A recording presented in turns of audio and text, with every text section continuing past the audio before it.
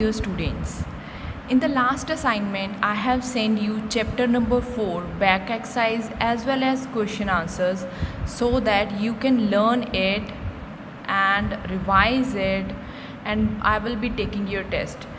In today's assignment I will explain the chapter number 4 that so that there will be no doubt in your mind about the chapter.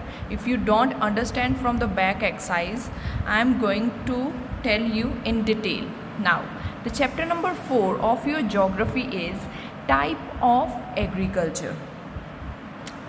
Agriculture or farming is the production of food and other resources through the growing of plants and raising of domesticated animals. There are many different type of agriculture system in the world. The history of agriculture is thousands of years old.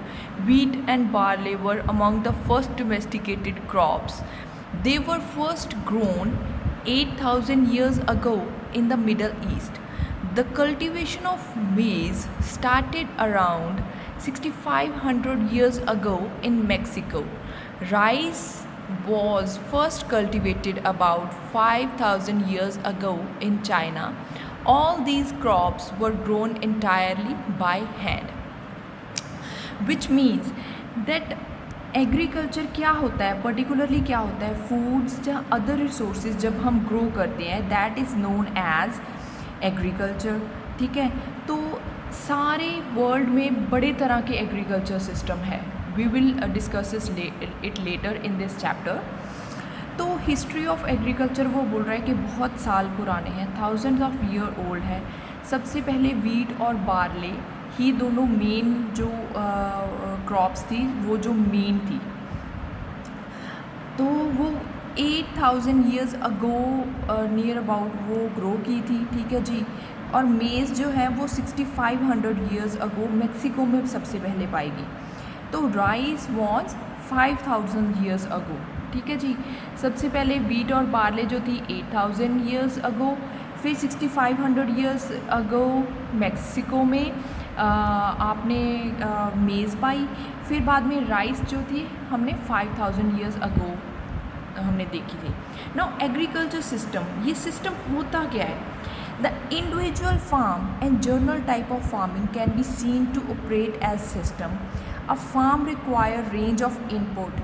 अब एक farm पे अलग अलग तरह की, एक ज़मीन पे अलग अलग तरह की फार्मिंग हो सकती है और वो एक सिस्टम में होती है. ऐसे नहीं है कि अब चाहे ये ग्रो कर दो, अब चाहे वो ग्रो कर दो. No, it have various factors, जो फैक्टर्स को काउंट करके हम क्रॉप्स अलग अलग तरह की फार्मिंग करते हैं और अलग अलग तरह की क्रॉप्स उसमें उगाते हैं. ना सबसे पहले क्या है, एक फार्म को अलग अलग तरह की इनपुट चाहिए. वो इनपुट क्या है? लेबर है, एनर्जी है. ठीक है जी. प्लोइंग है, हार्वेस्टिंग है. ठीक है. The aim is to produce best possible output such as. अब एम क्या है? हम इनपुट किसी चीज़ को क्यों देते हैं? कोई भी आप काम कर रहे हो, आप लर्न कर रहे हो, किसके लिए लर्न कर रहे हो? ताकि आपको अच्छी आउटपुट आए, आपको अच्छे मार्क्स मिले. सेम वे हम एग्रीकल्चर सिस्टम में भी इनपुट देते हैं ताकि हमें अच्छी क्रॉप यील्ड हो, जो हमारी क्रॉप है उसकी अच्छी प्रोडक्शन हो. सो वो बोल रहा है कि अच्छी आउटपुट आए, जैसे कि जो गाय भैंस है वो अच्छे से मिल्क दे, एग्स दे, मीट दे, क्रॉप दे. तो हमारे एफर्ट्स अलग अलग होते हैं अलग अलग टाइप की फार्मिंग के लिए. The profit will only be made if the income from selling the output is greater than expenditure on the input and processes. वो बोल रहा है कि प्रॉफिट, आपने प्रॉफिट लॉस किया हुआ है अपने मैथ्स में, तो वो बोल रहा है कि प्रॉफिट तभी होगा जब हमारी कॉस्ट प्राइस, जहाँ हमारी इनपुट जो है, जहाँ हमारे एक्सपेंडिचर हैं उस पर कितना हमने खर्च किया है क्रॉप पे, उससे ज़्यादा हमें सेलिंग प्राइस मिले. ठीक है. जो हम सेल कर रहे हैं, जो हमें आउटपुट मिल रही है, उसका जो प्राइस है हमारी इनपुट से ज़्यादा हो तो हमें डेफिनेटली उसमें प्रॉफिट होएगा. Now here is a diagram which is showing कि क्या क्या इनपुट देनी पड़ती है, फिर उसमें प्रोसेसेस कौन कौन से चलते हैं, देन उसमें आउटपुट क्या मिलती है. Now the first one is land, energy, labor, machinery, administrative and organisational cost, fertilisers, pesticide, seeds. तो कोई भी एक फार्मिंग है उसमें लैंड चाहिए, एनर्जी भी चाहिए भाई, लेबर भी चाहिए उसमें काम करने के लिए, उसमें मशीनरी भी चाहिए, ठीक है, उसको ऑर्गेनाइजेशनल कॉस्ट भी चाहिए, ठीक है जी, ऐसे ऑर्गेनाइज़ करना है, ऐसे ऑर्गेनाइज़ करना है, इसको ऐसे खेती करनी है, ठीक है। फर्टिलाइजर्स भी चाहिए उसको, पेस्टिसाइड्स भी चाहिए और सीड्स भी चाहिए। प्रोसेसेस क्या होते हैं उसमें? प्रोसेसेस होते हैं कि लैंड को प्रिपेयर करना पड़ता है, प्लोइंग करनी पड़ती है, हॉरोइंग करनी पड़ती है, मैन्योरिंग करनी पड़ती है, फर्टिलाइजिंग करनी पड़ती है, सीड्स को सो करना पड़ता है, वीडिंग करनी पड़ती है, जो गंद है उससे निकालना पड़ता है, पेस्ट कंट्रोल करना पड़ता है कि कोई बीमारी ना लग जाए, ठीक है, हार्वेस्टिंग होती है, उसको काटना पड़ता है। फिर उसमें क्या होते हैं मेन प्रोडक्ट, ठीक है जी। सबसे पहले तो मेन प्रोडक्ट हम निकालते हैं लाइक वीट, बार्ले, कोई भी हमने फसल उगाई है। फिर उसके बाई प्रोडक्ट्स निकालते हैं, स्ट्रॉ, उसमें तूड़ी निकालते हैं जो एनिमल फीड के लिए काम आती है। वेस्ट प्रोडक्ट, वेस्ट प्रोडक्ट क्या है कि जो रहंद खूंद बच जाती है उसे हम उसी ज़मीन में प्लो कर देते हैं, उसी ज़मीन में रहने देते हैं ताकि उसका फर्टिलाइज़र बन जाए और नेक्स्ट ईयर के लिए वो प्रिपेयर हो जाए जो लैंड है। Now agriculture practices in the world. अब एग्रीकल्चर प्रैक्टिसेस कितने टाइप की हैं? Different type of agriculture can be found with in individual country and around the world. वो बोल रहा है कि अब जो एग्रीकल्चर्स है ना वो इंडिविजुअल कंट्री में भी डिफरेंट हो सकते हैं या ऑल ओवर वर्ल्ड में भी डिफरेंट हो सकते हैं। The most basic distinction between, अब डिस्टिंक्शन क्या है कि कौन कौन से तरह की फार्मिंग होती है, उनके फर्दर पार्ट्स भी होते हैं। सबसे पहले arable, pastoral and mixed farming based on the produce. जो चीज़ आप प्रोड्यूस कर रहे हो उसके बेस पर ये तीनों की डिस्टिंक्शन होती है, ठीक है जी। Subsistence and commercial farming. अब सबसिस्टेंस और कमर्शियल फार्मिंग को हम किस बेसिस पे डिफरेंशिएट कर सकते हैं, कैसे हमें पता चल सकता है कि ये वाली फार्मिंग सबसिस्टेंस है और ये वाली कमर्शियल है? वो है इकोनॉमिक पर्पस के जो हमें आउटपुट मिल रही है, जो हमें इसमें से प्रोडक्शन हो रही है वो इकोनॉमिकली कम है या ज़्यादा है, इट बेस्ड अपॉन, तो ये डिस्टिंक्ट करती है कि ये फार्मिंग कौन सी थी, सबसिस्टेंस थी या कमर्शियल थी। Now extensive and intensive based upon method, scale and productivity। अब extensive फार्मिंग है कि intensive फार्मिंग है, ये भी डिपेंड करता है किस चीज़ पे, कौन कौन से मेथड यूज़ हुए हैं उस फार्मिंग में, कितने लेवल पे हुई है। लाइक स्मॉल लेवल है तो ये फार्मिंग होगी, लार्ज फार्म है तो ये वाली फार्मिंग होगी, उसकी प्रोडक्टिविटी कितनी है, ठीक है जी। ना organic and non organic farming. अब ऑर्गेनिक और नॉन ऑर्गेनिक फार्मिंग में डिफरेंस कैसे निकालेंगे?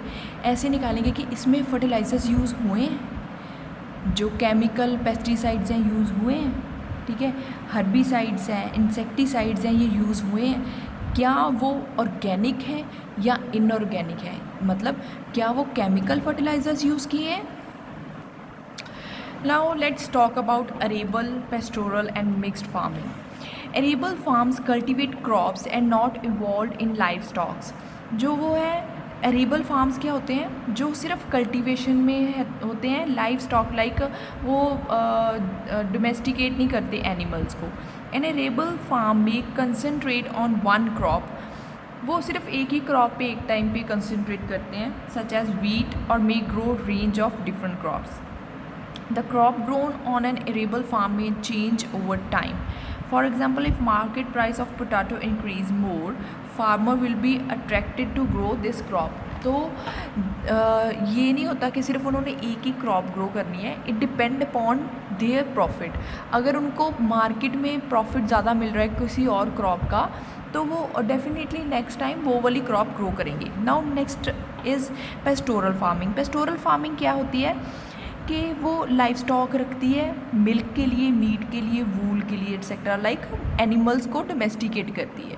Now mixed farming. Mixed farming क्या होती है, जिसमें बोथ कल्टिवेटेड क्रॉप्स भी होते हैं और लाइव स्टॉक भी रखते हैं। Now the next is subsistence farming. Subsistence farming is most basic form of agriculture. The produce is consumed entirely or mainly by the family. अब subsistence in short words क्या होती है कि ये एक छोटे लेवल की फार्मिंग है जो हम आप बोल सकते हो कि घर के पास जो थोड़ी सी जगह है वहाँ पे आप अपनी वेजिटेबल्स उगाते हो, ठीक है, किचन गार्डन जिसको हम बोल देते हैं, ठीक है, तो उसको हम सबसिस्टेंस फार्मिंग बोलते हैं। या छोटे किसान जो होते हैं, जो छोटे फार्मर्स होते हैं जिनके पास 1 एकड़ और 2 एकड़ फील्ड होती है, जहाँ उससे भी कम होती है, तो वो क्या करते हैं, सिर्फ अपने घर के लिए खाने के लिए वहाँ पर वीट उगा लेते हैं, थोड़ी सी जगह पे वेजिटेबल्स उगा लेते हैं कि, और उसमें जो लेबर होती है वो फैमिली मेम्बर्स ही होती हैं, वो बाहर से नहीं लेते लेबर, बिकॉज वो बहुत छोटे लेवल पे होती है। Now next is shifting cultivation. तो इसका पार्ट है सबसिस्टेंस फार्मिंग का, कि सबसिस्टेंस फार्मिंग का ये पार्ट है शिफ्टिंग कल्टीवेशन। शिफ्टिंग कल्टीवेशन क्या होती है कि ये देखो, इसमें उन्होंने एरिया बर्न किया हुआ है, इतने से एरिया में वो कल्टीवेशन करते हैं। वही आगे बात कि छोटे फार्म की जो होती है, छोटे फार्म की कल्टीवेशन को हम सबसिस्टेंस फार्मिंग बोलते हैं। नाउ एडवांटेजेस और डिसएडवांटेजेस क्या हैं? एडवांटेजेस है, it fulfil the basic need of family. ये हमारी फैमिलीज़ की बेसिक नीड को पूरी करती है, जैसे फूड एंड क्लोथिंग, ठीक है। Small area like backyard garden is enough for cultivation. तो आप अपने घर के पीछे वाला जो एरिया है या जहाँ सामने वाला जो एरिया है, छोटा सा एरिया जो है, उनको कल्टीवेशन के लिए ले लेते हैं। It require low capital investment. Obviously अगर जो फार्म थोड़ा है तो उसमें इन्वेस्टमेंट भी कम होगी, बिकॉज़ ये हमने कोई ज़्यादा इसमें हर्बिसाइड्स, पेस्टिसाइड्स नहीं ज़्यादा डालते, केमिकल फर्टिलाइज़र्स नहीं ज़्यादा डालते, क्योंकि हमने सिर्फ घर की नीड के लिए ही हमने इसे ग्रो करना है, ना कि प्रॉफिट के लिए। There is no labour cost involve. इसमें लेबर कॉस्ट इन्वॉल्व नहीं होती, क्यों? क्योंकि घर के फैमिली मेम्बर्स ही खुद ही इसमें काम करते हैं। नाउ डिसएडवांटेजेस इसमें क्या है? In this type of farming, family members work together. The family labor supply is unreliable.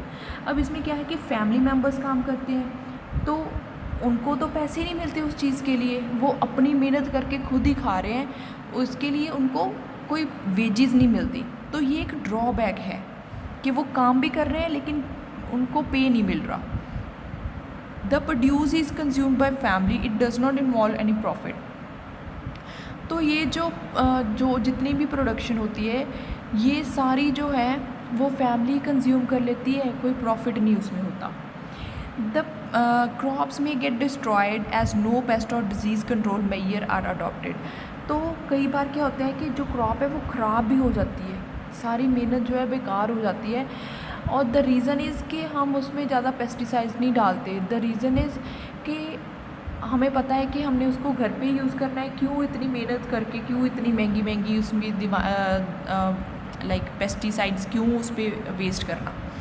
Subsistence farming is aimed at producing food for only family of the farmer. तो family के लिए ही सिर्फ होती है, तो ये नेशन का कंट्रीब्यूशन नहीं करती नेशन की फूड प्रोडक्शन में। नाउ कमर्शियल फार्मिंग इसके बिल्कुल उलट होती है सबसिस्टेंस फार्मिंग के। ये mainly for the purpose of profit होती है।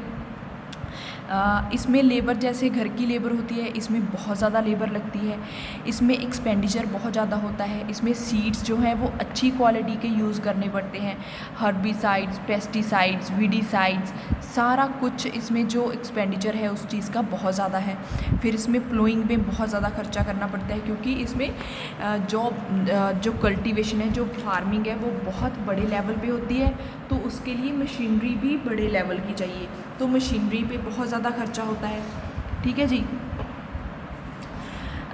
कई बार क्या होता है कि एक्सपेंडिचर इतना ज़्यादा हो जाता है कि वो जो इनपुट है वो आउटपुट से ज़्यादा होती है, उसकी कॉस्ट जो है इनपुट की आउटपुट से ज़्यादा होती है, तो कई बार जो फार्मर है उसको लॉस भी होता है। ठीक है जी। तो अगर कमर्शियल लेवल पे, ज़्यादा लेवल पे, बहुत बड़े लेवल पे जो होती है फार्मिंग होती है, तो उसकी कई बार होती है कि कोई क्रॉप्स कई बार उसका मार्केट में नहीं इतनी ज़्यादा सेल होती, तो उसे स्टोर करना पड़ता है, तो it require a lot of space to store that crops. तो हमें बहुत ज़्यादा स्टोरेज भी चाहिए उनको स्टोर करने के लिए। Now next is intensive farming. Intensive farming में क्या होता है, बोथ कमर्शियल और सब्सिस्टेंस का मिक्सचर होता है, लेकिन डिपेंड करता है उसके पर्पस पे, ठीक है जी। अगर तो वो छोटे लेवल पे हो रही है, ठीक है जी, तो वो सब्सिस्टेंस फार्मिंग होगी।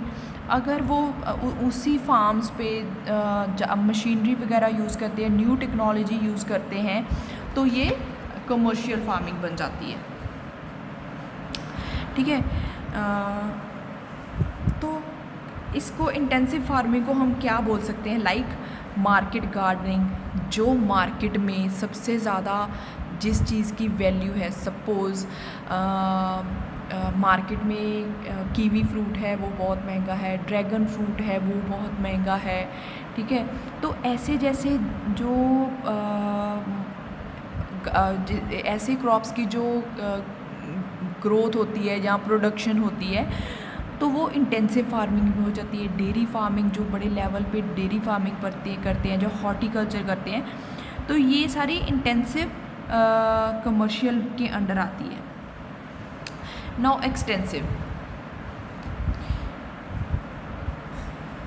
Extensive farming is where a relatively small amount of agriculture produce is obtained per hectare of land, so such farms tend to cover large area of land. It can both arable and pastoral in nature and is direct opposite of intensive farming. तो intensive farming का main motive है कि ज़्यादा से ज़्यादा output लेनी थोड़ी जगह से। तो एक्सटेंसिव जो है उसके बिल्कुल ऑपोजिट है, वो है कि चाहे थोड़ी सी भी प्रोडक्शन आ जाए, लैंड चाहे जितनी ज़्यादा मर्जी हो। It is practiced on large scale in farms measuring 100 of hectares. The following are some salient features of extensive farming. इसके features क्या हैं अब?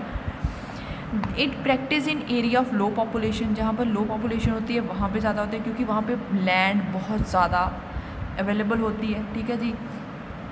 It is implemented on single cash crop और लाइफ स्टॉक प्रोडक्शन, या तो single crop होती है या फिर लाइफ स्टॉक प्रोडक्शन होती है। Use of heavy machinery, tractor, sprayers, field cultivator, combine etcetera compensate for human labours. तो जो कल्टीवेटर्स हैं, कंबाइंस हैं, ट्रैक्टर्स हैं, वो यूज़ होते हैं, ह्यूमन लेबर नहीं ज़्यादा यूज़ ये करते। It is supplemented by high quality scientific research directed toward increase yield and revenue. ये क्या है, ये किस पे फोकस ज़्यादा करती है कि जो साइंटिफिक चीज़ें हैं, जो साइंटिफिक रिसर्च हैं, उनको एक्सपेरिमेंट करती हैं, उनको ज़्यादा से ज़्यादा यूज़ करने की कोशिश करती है। नाउ एक्सटेंसिव सबसिस्टेंस, जैसे extensive commercial and intensive commercial and subsistence ही, ऐसे एक्सटेंसिव कमर्शियल एंड सबसिस्टेंस भी है। Extensive subsistence farming is on the wane. Currently, least developed countries are ones that still use this technique. अब ये जो है वो बहुत ज़्यादा कम है, बहुत ज़्यादा कम लोग जो हैं वो एक्सटेंसिव सबसिस्टेंस फार्मिंग करते हैं। ये सिर्फ उसी एरिया में है जहाँ पे बहुत ज़्यादा अंडर डेवलप्ड कंट्री है, जो बहुत ज़्यादा लीस्ट डेवलप्ड कंट्री है, सिर्फ वही ये यूज़ करते हैं। Now that's all for your chapter. We have already done back exercise, Phillips, MCQ, match the columns, true false. Thank you.